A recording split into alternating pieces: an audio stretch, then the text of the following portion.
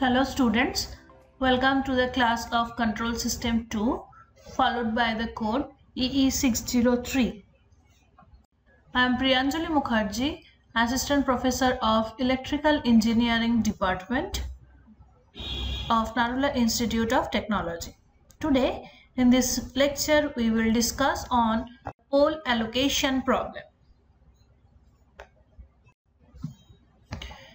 So the topics which we will cover within this video lecture are the pole placement, full state feedback control, its assumption, necessary condition, steps, example and the references.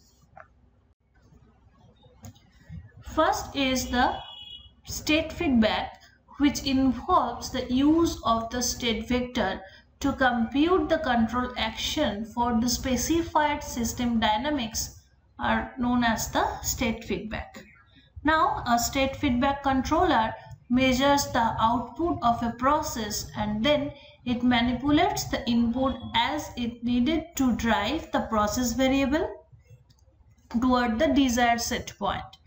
A controller reacts to the set point changes initiated by the operator as well as the random disturbances to the process variable caused by the external force. Now, the pole placement method is required when we want to shift any poles to any desired location, and this method employed in the feedback control system theory to place the closed loop poles of a plant in predetermined location in the S.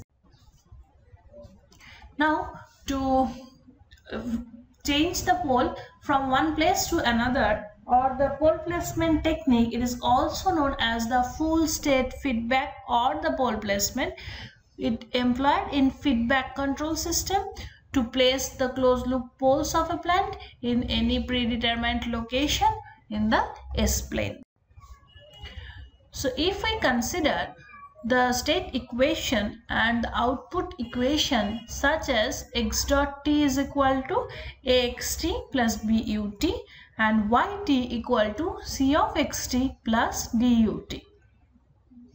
Now we know the open loop system poles are the eigenvalues of the system matrix, and we want to use the input ut to change the dynamics.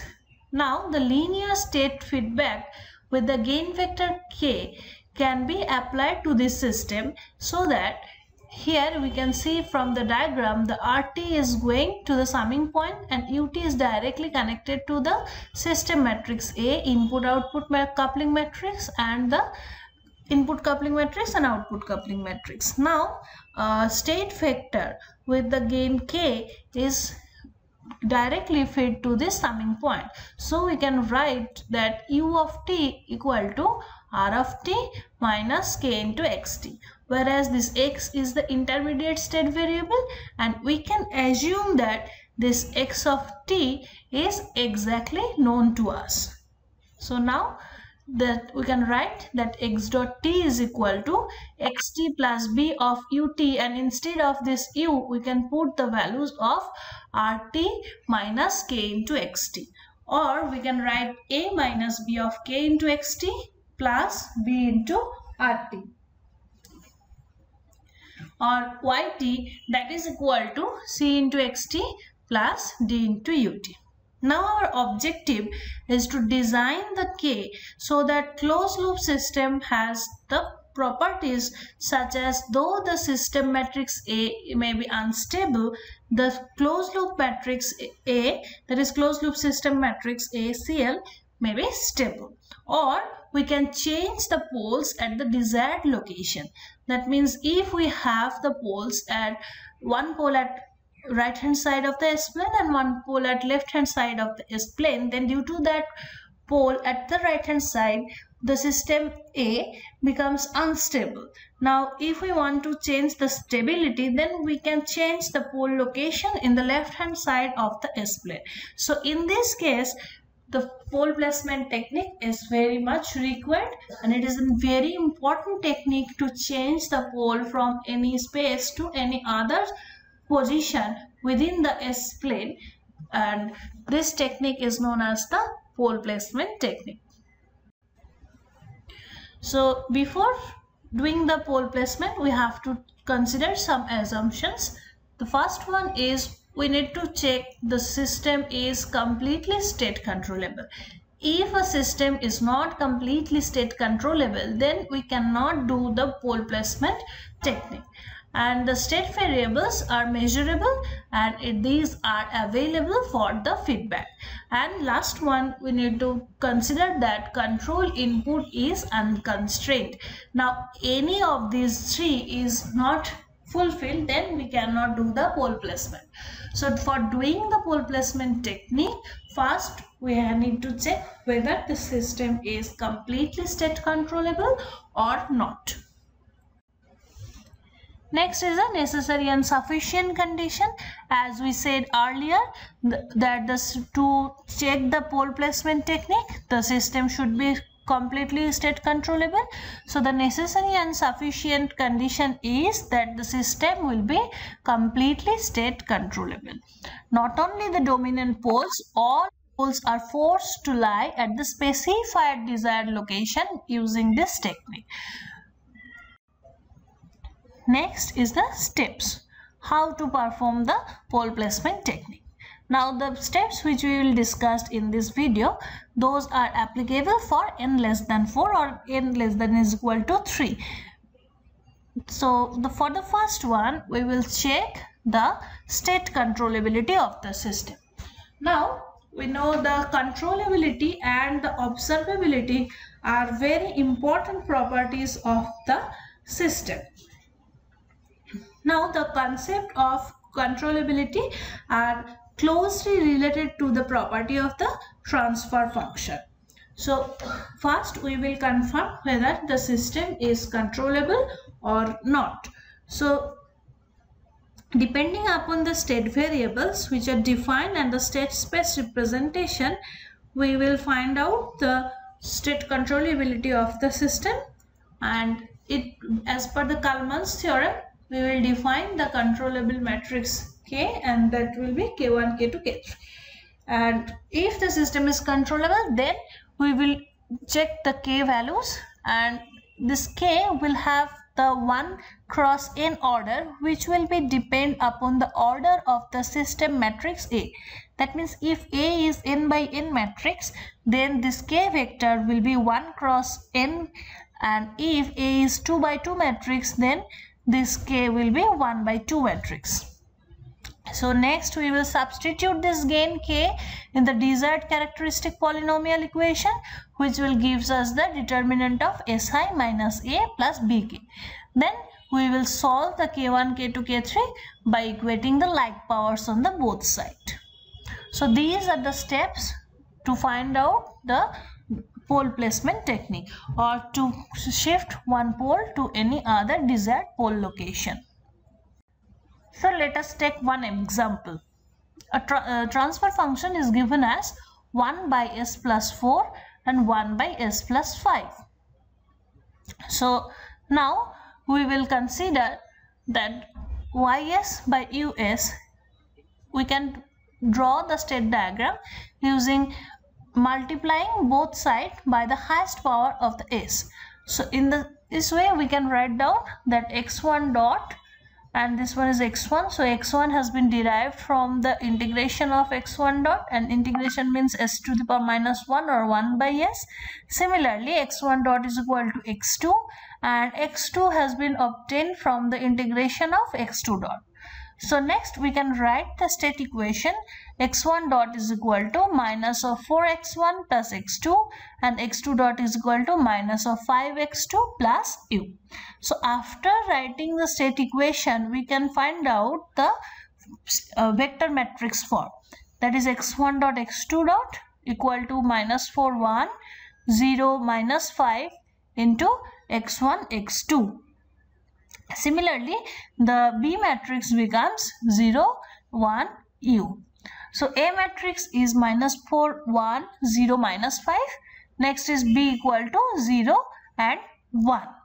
So next, to change the system matrix or to find out the state vector which will be required to change the pole locations in the some desired location, that may be the minus 1 plus j2 or minus 1 minus j2, which will be given.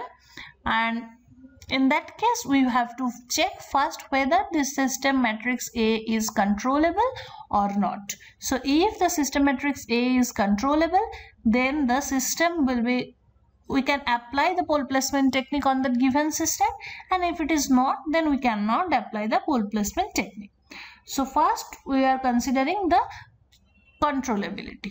So for controllability, we have to check the controllability matrix. Now the controllability matrix will be formed, a first column will be as the B matrix and second will be A into B matrix, because the formula is AB A to the power n minus 1 into B. Now here n is equal to 2, so A to the power n minus 1 equal to A. So the matrix will be, first column will represent the B matrix and second column will represent the AB matrix.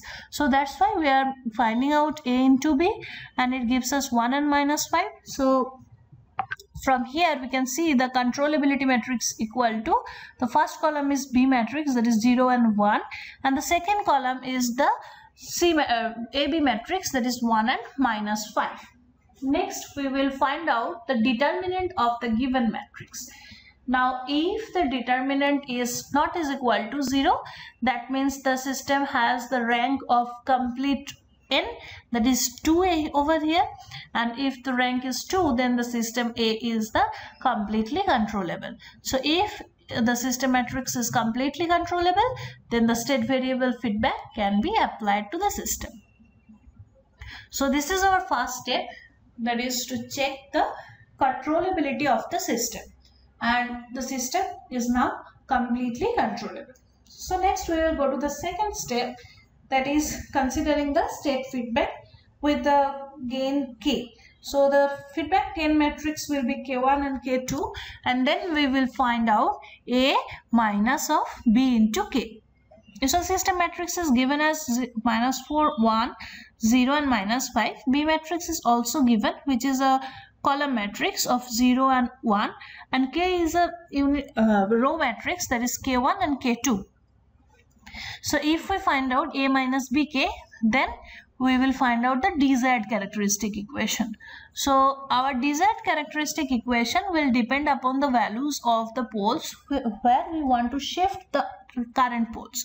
So let us consider our desired characteristic poles are minus 1 plus j2 and minus 1 minus j2. So the desired characteristic equation becomes s plus minus of 1 plus j2 into s plus 1 minus j2, which gives us s square plus 2s plus 5 is equal to 0.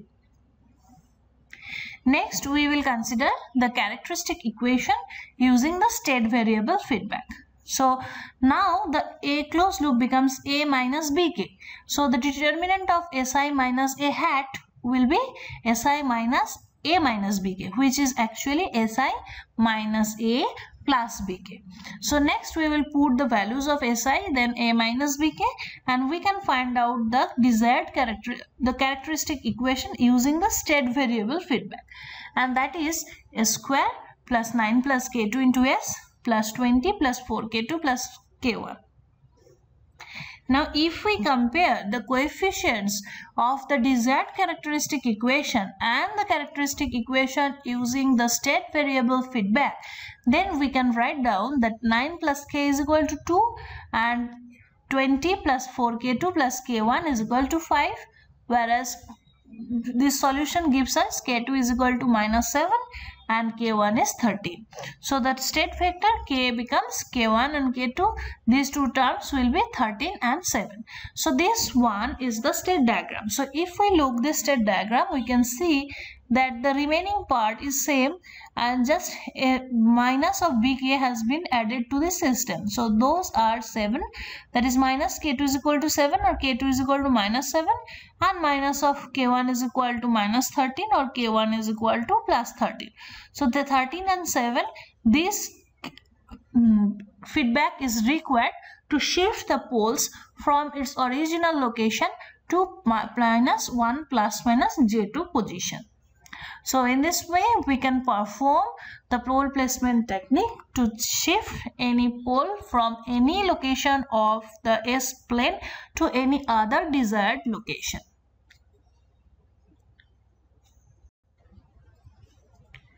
Next is the Ackermann formula.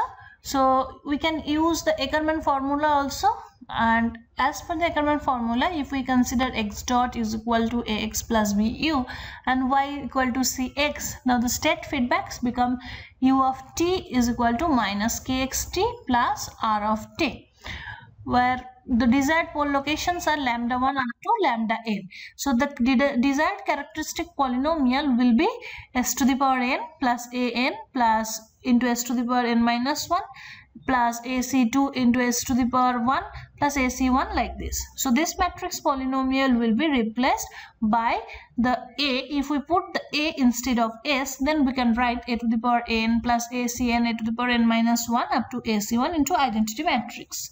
Then the state feedback gain matrix will be k equal to 0 0 up to 1, then b a b a square b, which is actually the controllability matrix in inverse, and alpha c. So this one is the Ackermann formula. So it is applicable for SISO system, and here also using this formula we can also perform the pole placement technique.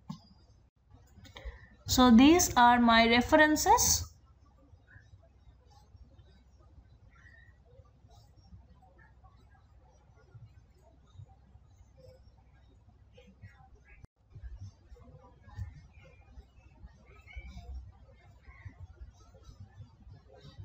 Thank you.